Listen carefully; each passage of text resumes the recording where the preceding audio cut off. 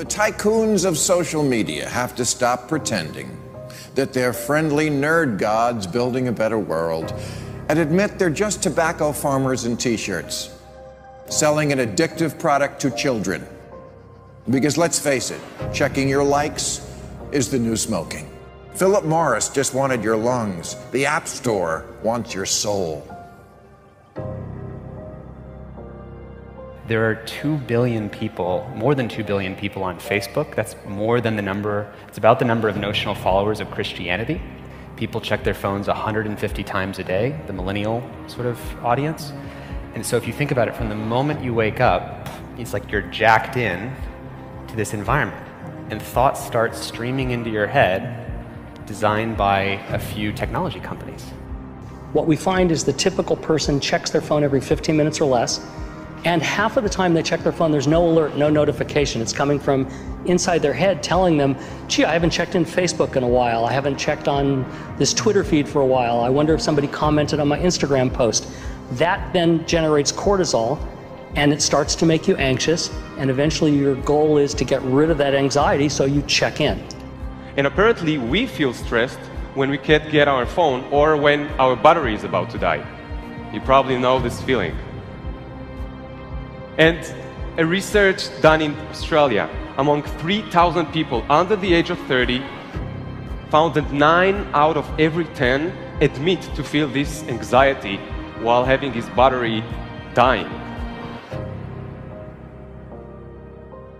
Steve Jobs revolutionized the entire world with the iPhone, and he never let his children use it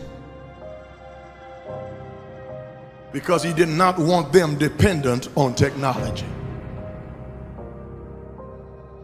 Right now, an infant is getting their first laptop that's soft and squishy and makes noise. Right now, a child is being born online and being favorited and retweeted. The hypergenerational segregation of our time is bizarre, unhealthy, and historically unprecedented. You've never seen the like of people sitting at a table in a restaurant not talking to each other because they're texting and using their Facebook and Instagram and Twitter, and they are at the table and don't even know each other, in the house and can't even talk to each other. And the pressure that's on us to be like everybody else is so great that everybody tries to live like they're in a reality show. As a culture, we don't have enough in common anymore. And that's because the internet, which was supposed to unite the world, has become too adept at serving us personalized content. Do you know what I saw on Yahoo's front page this morning? No, you don't, because mine isn't the same as yours. People get news feeds now that just spit back customized stories based on what we've clicked on in the past. We are great consumers, but poor producers. We will buy what we can't afford with money that we don't have to impress people we don't even know, trying to be like everybody else. Get off of Facebook and put your face in a book. Right now, a teenager is photoshopping their selfie because as a society, we're telling them they're not good enough.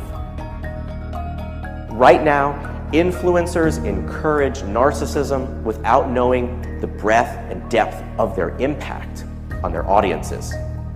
Right now, 40,000 spectators are in an Olympic football arena watching a competitive esports competition because this is this generation's football match. There's always this narrative that technology is neutral and it's up to us to choose how we use it. This is just not true.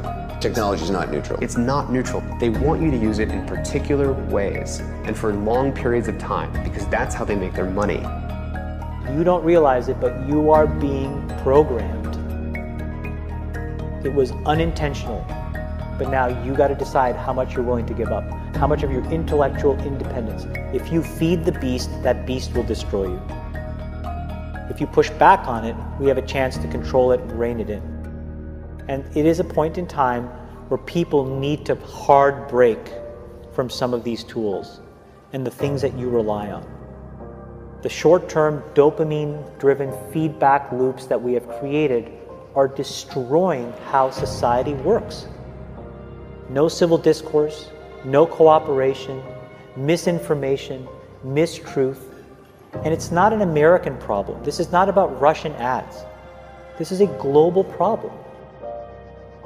I challenge everyone to try going 1 week without social media.